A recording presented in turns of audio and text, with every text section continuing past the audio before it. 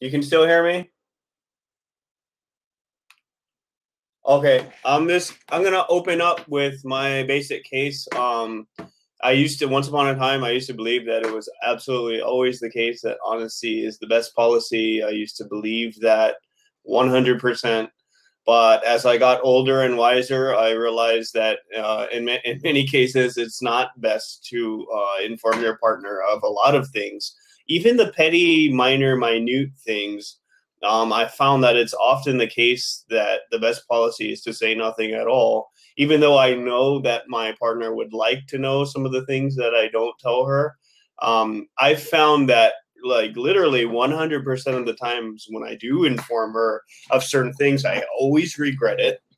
I always wish that I had not said a damn word, and I can't imagine how this would not be compounded and made worse if it were a bigger issue, like a bigger lie. It seems like that would only make it a better reason not to tell your partner about something. Because if you know that they're going to start tripping out about the little shit, I can't imagine a scenario where confessing to a huge crime would result in better outcomes. So I'm kind of wondering what your position would be on that. Like, are you married, or like do you have a girlfriend? And I don't know. I guess you could speak on that.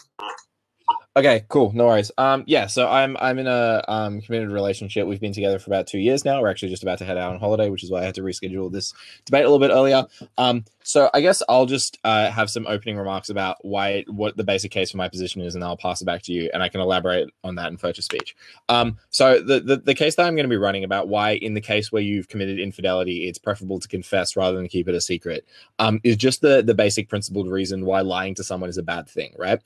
The reason I believe this is because it's a pretty intuitive right that most people would claim that we have a basic sort of right to liberty and the right to choose things about our own life. And specifically, the more things that it has to do just with our own lives and less to do with other people's lives is the more liberty that we give people, right? We would say that like it's never the government or anyone else's position to say, in a choice between sitting on a couch all day and watching television or reading a book, that you must read a book, even though one of them is better for you, right?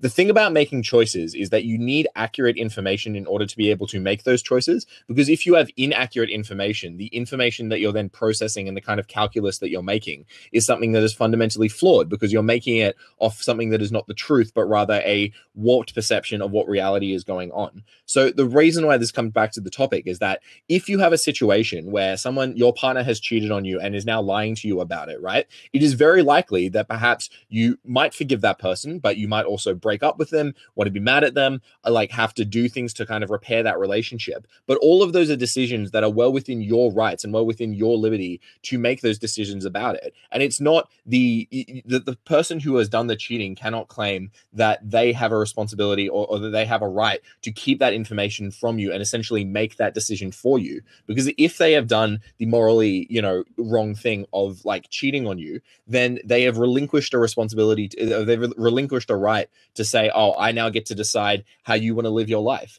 If it is the case that you have done something wrong, you should then give that information to the other person, because it is now their right to make up their mind how they want to react to that situation. And by withholding that information from them, you are denying them that liberty to make that choice about their own life. And that is something that is hugely immoral and harmful. You pointed to the idea that it's like, every time that I've told my partner about something small, you've regretted it. Like, it might be the case that you regret telling your partner about this because they end up breaking up with you. But guess what, bud? You cheated on them. That's not your call to make anymore, right? The point at which you commit a morally reprehensible act means that you have forgone the ability to then make that decision for the other partner. And it should be the right of the aggrieved party to then make that decision about how they affect their life. But I'll pass it back to you now.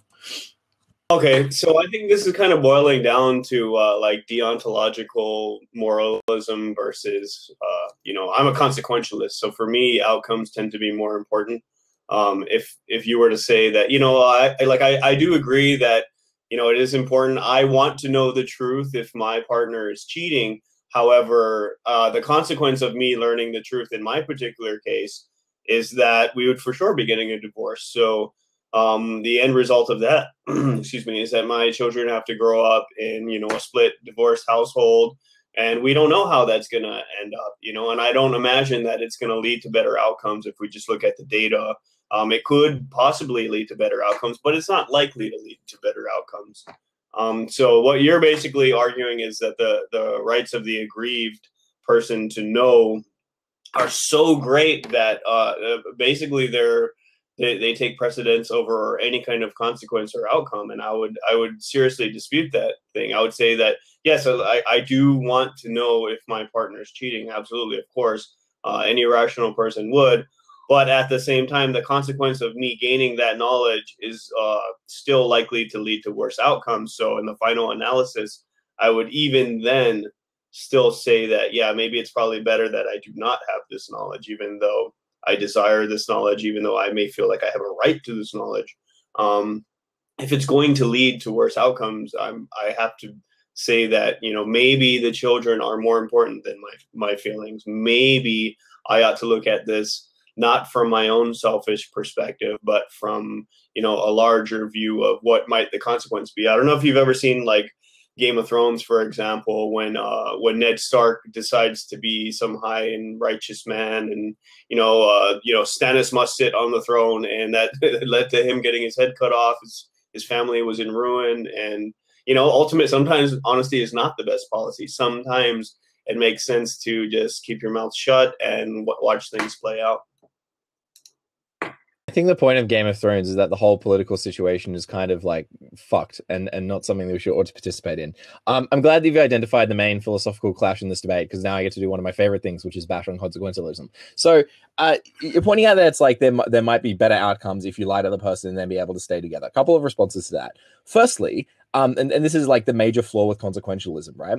Is that the very nature of the human condition is that it is just very hard to predict outcomes going into the future. And so if you're making a moral calculus based on what those outcomes are likely to be, then you often run into a trap of not having a good enough or enough information to predict what those outcomes are going to be. And therefore your whole moral calculus falls out the window. So yes, maybe it's the case that you would be better off for the children if you stay together in a marriage, but it's unclear if that is true after you tell your partner, presuming that you also perhaps married a consequentialist because you tend to, marry people whose views align with your own, that they might make that same calculus and say, look, even though you cheated on me, divorcing you right now would be really bad for our family, so I'm going to forgive you. You're going to have to work on this, and then we're going to stay together. But again, cutting that person out of the decision-making process is not something that is right to do, especially when they are a aggrieved party because you have done something wrong to them, right? But also, you have to consider the consequences that are likely to accrue to them. Because if it's the case that you cheated on them and then lied to them about it by not telling them, and then,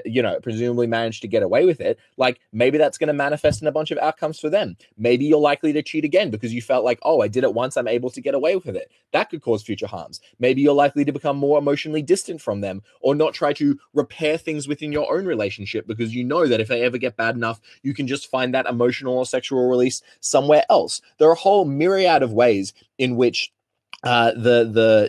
relationships can deteriorate when you have this breakage of trust and you have this breakage of communication with one another. And those are real tangible outcomes that have to be weighed in the same way against, the benefits of the children and the benefits of all these other sorts of things. And given that these are very complex situations, it seems difficult to make a definitive moral calculus based on what outcomes we know are going to happen, or even what outcomes are likely going to happen. And even if that is the decision-making calculus that you want to ultimately go on how you should progress forward, then it seems like the other person in that relationship, the other consenting, morally autonomous adult agent within that circumstance, should have some kind of way into that. But once again, which is the crux of my case, is that you cut them out of any kind of decision making when you lie to them, because you make that decision for them. You say, no, I do not trust you as a moral agent. I do not trust you to evaluate whether we're going to try to repair this relationship and stay together for the kids. I think that you're going to break up because you're an irrational person, and therefore I don't trust you, and therefore I'm going to lie to you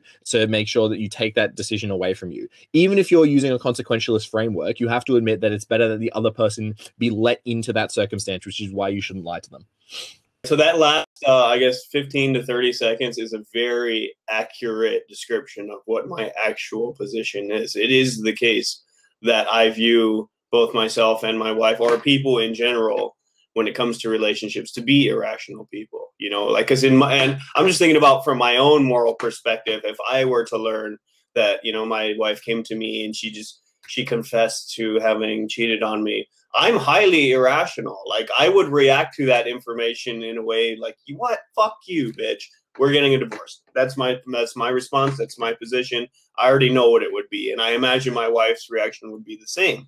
And it doesn't matter that, you know, you're saying that there's such an egregious crime that was committed here by lying, but the basic premise here is that the person has stopped cheating, right? We're not talking about, because you said, oh, maybe they might continue cheating, that might lead to some other outcome, but no, that's, I mean, part of the topic is that this person has cheated at some point a long time ago in the past. They've stopped doing that, and now the question is, should they tell their partner about, you know, that infidelity a long time ago? And my view is, well, that depends. If it's the case, as you claim, that you're dealing with a highly rational woman who is likely to respond in a positive way to your honesty, yeah, sure. In that case, I'd say, yeah, go ahead and tell her. Why not?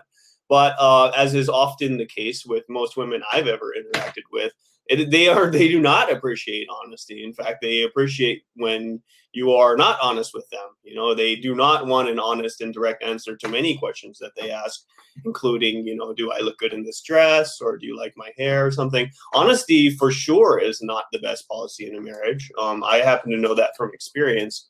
And I also believe that the Stoics have got this issue completely 100% right. They say that most suffering is created in the mind. Suffering is the difference between what you expect and what's actually happening. So you're trying to portray this as some egregious crime committed on the partner by not telling them of some past infidelity. But I'm saying, like, by what measure? Like, how can we say that this is some egregious crime that they don't have a piece of knowledge that you think they otherwise should have? I mean, what are the consequences of them not having this knowledge?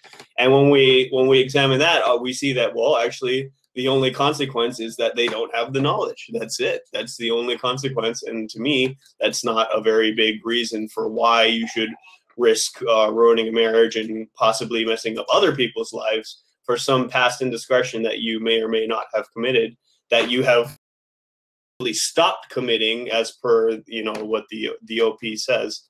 So what are your thoughts? So I think that when you say it's like a lack of honesty is what's necessary in a marriage, you might just be confusing honesty with tact there. I think that, at least in my experience from the numerous relationships that I've had, I've never had any problem being honest. Maybe just you need to, you know, be able to work on your way of like phrasing things, I think, a little bit better. So look, you bring up the point that it's like most of the suffering is created in the minds of people, kind of like that infidelity perhaps shouldn't be such a big a deal. This is something that I'm actually like willing to side with you on. Like, I think that infidelity in general is made much more expansive in our culture than it necessarily need to be. The crux of my argument does not rest on how much of a crime infidelity is. I think that the greater crime when someone cheats on someone is not necessarily that they were unfaithful or that they slept with another person, but there is a breaking of trust that occurs there within the relationship, because obviously within monogamous relationships, it is a tacit agreement that you are exclusive, and thus by committing, you know, infidelity, you are breaking that kind of trust. So I think that that is a key thing that is worth, you know, that is the major kind of crime that is committed within the relationship, because you have that trust in your partner that they are going to, you know, keep their words, you keep the agreements that you've made to one another, and that when you cheat on them, that you are breaking that agreement. And that is something that then warrants them knowing about it, because when you have broken that, then that is an agreement you have broken to them, and you owe them at very least the truth, so they're able to make that calculus. And I agree. I think that in some cases that, you know, that it'd be many appropriate to work through those emotions, work through those feelings that you're feeling, and try to stay together if at all possible. But again, the crux of my case is that by lying to them, you are cutting them out of their decision making. You are denying them their moral agency and their liberty to be an active participant in how to move going forward. You are making that decision for them, and just on the basis that they might act a little irrationally or emotionally to them is not a good enough reason to cut something off from that. Because if you can start denying people moral agency on the basis of, oh, they're acting a little bit irrationally, like, where do we draw the line on that? Like, a lot of people, like virtually every decision that we make is motivated in some way by emotion, right? Like we need to care about things in order to have calculus about what we do going forward. To just say someone that has an emotional basis to something is an unacceptable line to draw to say that we cut it off. And you even recognize this because you say, look, if my partner cheated, I would want to be told about it and I would want to make those decisions for myself. So you recognize that if you were on the other side of that, you wouldn't like your own emotional and your own moral agency being denied, and that you feel like you have a right to be included with that decision-making process. But when it comes to other people, you seem more than happy to deny them that emotional that agency and deny that decision-making process away from them. I am saying that because you are the person who has broken the trust of your partner, that partner, that you no longer have the capacity to make decisions for them. In general, you shouldn't be making decisions for them, but especially in this case, they have the right to make the decisions going forward. Well, it's not clear to me that the aggrieved partner is necessarily actually being harmed by not knowing this information. Maybe, they were harmed metaphysically by the act of cheating somehow. I don't think that's the case, but maybe. What is actually causing the harm is the knowledge, because without that knowledge, there is nothing that is actually changed in that person's brain. So even just gaining the knowledge of having known that, all those emotions flood in immediately, knowing that your partner was out there doing something with some other person a long time ago. They're not doing it now, but fuck them because they're bad and they're wrong. And, I want my revenge. And because you're talking about how irrational people would act. I know I would act irrationally, and I consider myself to be more rational than average, and especially more rational than the average woman. So I can only imagine how a woman would react to this information. I mean, I know my wife in particular would snap fucking necks over something like this. So it's not the case that honesty is always the best policy. I know how irrational I am, and I know how irrational people are in general, and our society works by simply people's irrationality and not being honest with them. I mean, think about how elections and campaigns would work if politicians were honest. I mean, can you imagine them saying, well, we happen to know that less than half the population is actually voting, so most of you don't support us in the first place. And then more than half of you don't have a clue. You don't know that there's 3 branches of government. So no, politicians don't do that. People in general don't do that. They're not going to say, oh, you don't need to buy our products. We pander to people's irrationality all the time. So it makes sense to continue doing that in our personal lives as well. I mean, we probably do it more often in our personal lives than we otherwise would. Like if as I gave you the example with the wife asking, do you think I look nice in this dress? It's never been the case when saying no is a good response. I mean, at least from my personal experience, it doesn't really matter how I phrase that. I mean, because women can tend to pick up on what a no answer is, and it's never going to be a positive response from them. It's always going to be some kind of, like, oh, you think I don't look good, or they tend to read more into things, and they don't want to just accept the fact that you don't like the dress is the bottom line. And I kind of getting confused with my thoughts, so I'm gonna. That's fair enough.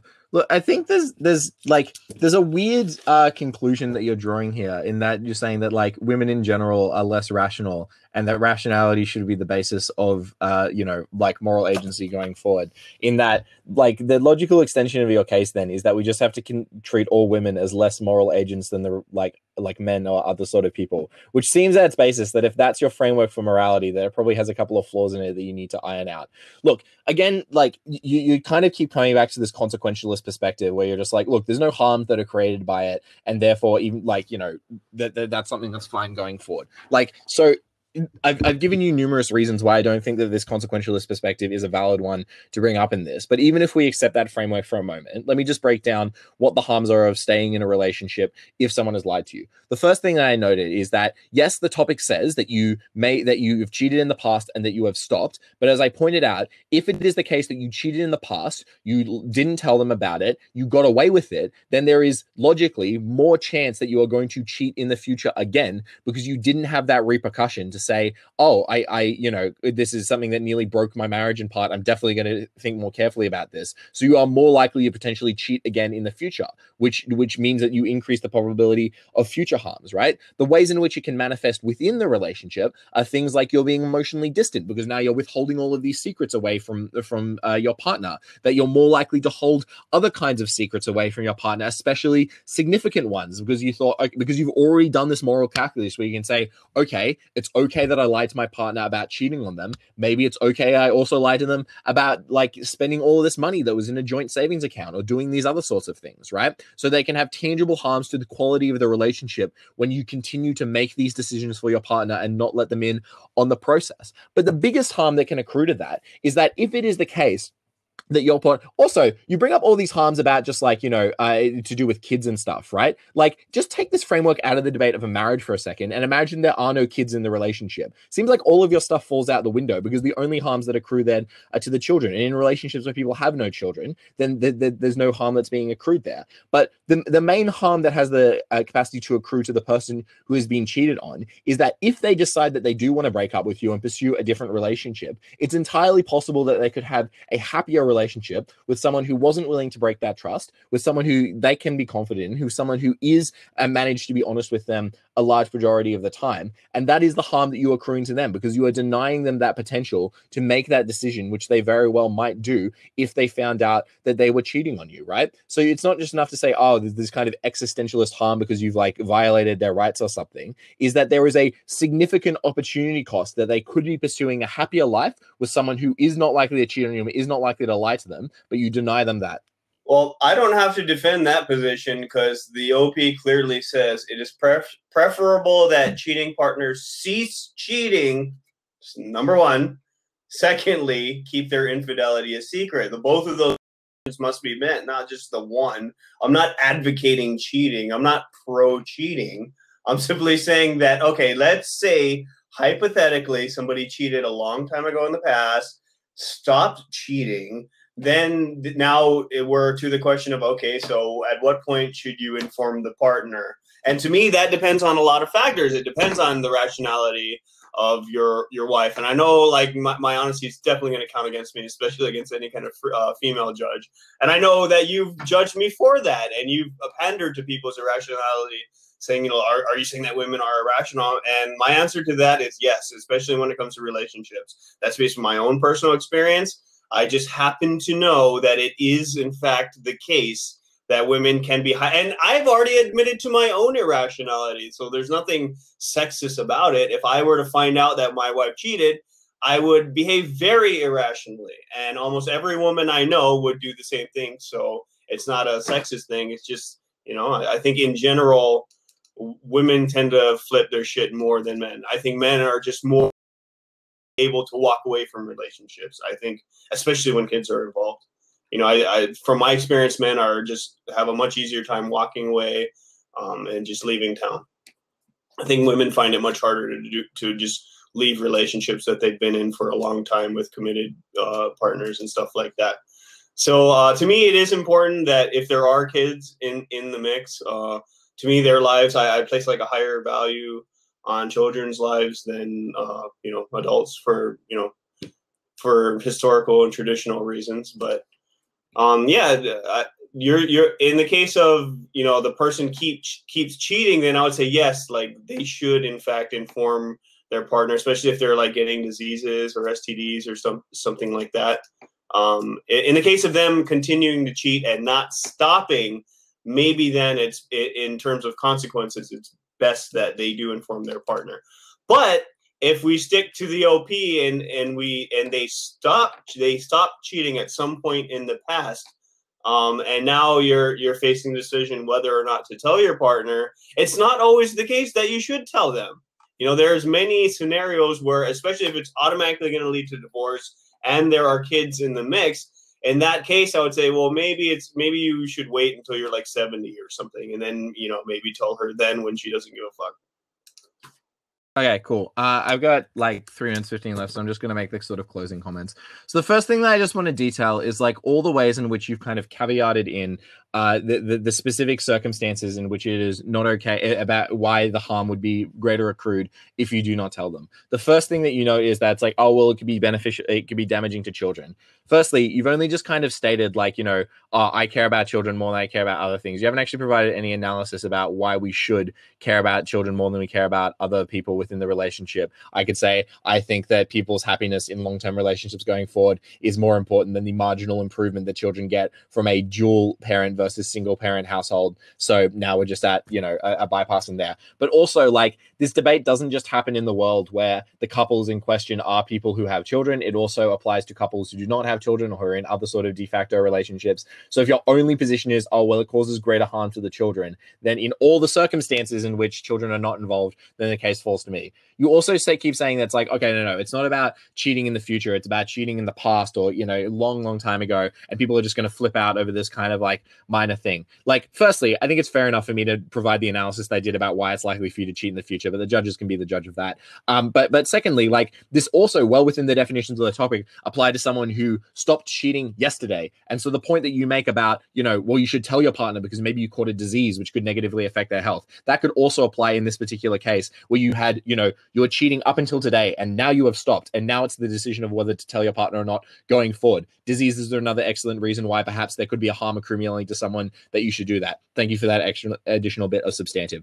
Okay, so just like going forward, and you know, about the last kind of closing thing of my case, it is my case that your basic position of consequentialism is too circumstantial, because you point out there are only certain cases where it was like way in the past or children are involved as reasons why harms accrue to going forward. I'd say that, you know, firstly, it is not able for you to predict all of the possible harms that are going forward in the future. Secondly, harms can accrue to the person who is in the relationship already that can't effectively be balanced out, and so consequentialism is an inadequate moral standpoint to evaluate this on. The much more compelling moral standpoint is one where you just acknowledge the person's basic liberty and say that they have a right to make decisions about their life, and by lying to them, you are denying that decision about them to make those decisions about their life. Even if they are irrational, even if it's the case that they're going to react negatively to that, the fact that someone is an emotional woman does not give you the reason to strip their liberty from them, and the fact that that is the logical conclusion of your framework probably points to the fact that it has a lot of flaws with it.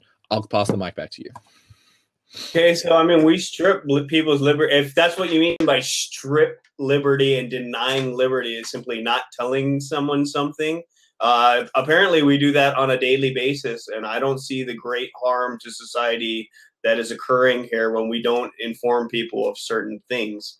We don't tell people about a lot of things, and society has not fallen apart. So you keep talking about this, you know, great moral injustice that is occurring whenever the partner is not informed about some past infidelity. But I'm like, aside from having that knowledge itself, what is the actual thing that is causing the actual harm, right? Like, I'm talking in terms of outcomes and consequences, and you're saying, no, they're being denied their liberty because they did not have this knowledge. So aside from actually having the knowledge, the thing in question here, confessing, that is actually the thing that is going to cause them the harm. So in a way, you're kind of causing harm by even giving them this knowledge. This knowledge is going to cause them pain and suffering. And that is the thing that you are advocating that we give to them, is pain and suffering. You know it's going to cause mental suffering. If they have kids, it's going to be compounded. But even in the case when there's no kids, you're just in a relationship, you're still going to cause them some kind of mental suffering. So that is the very thing which you are advocating that a person does because of what, right? So we're doing this as some kind of medicine in a response to something. And the something is the egregious crime of having committed a past infidelity, right? That's the response that we must respond with, confessing to this thing, which is somehow going to lead to better outcomes. I presume it's a better outcome that this person has the liberty and the knowledge, right? Because I believe in somewhere in your mind, you're saying like, this is, you weigh that higher than the consequences of what's going to happen. You weigh this person's knowledge of this past infidelity, their liberty to know this thing before making future decisions. You've weighed that above whatever the consequence might be, like someone committing suicide or the parents getting divorced, or whatever it could be.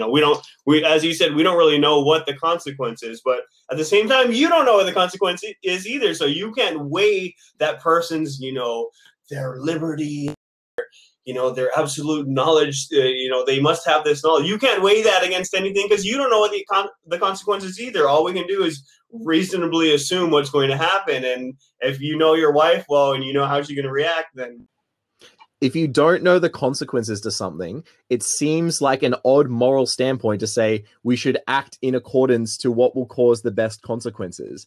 The point of my framework is you do not require you to figure out what the consequences of an action should be in order to determine whether it's morally right and wrong. You respect the person's rights, you respect the person's liberty, and that is the framework in which I am approaching it. That is why people have a right to know. That is why you should stop cheating and confess.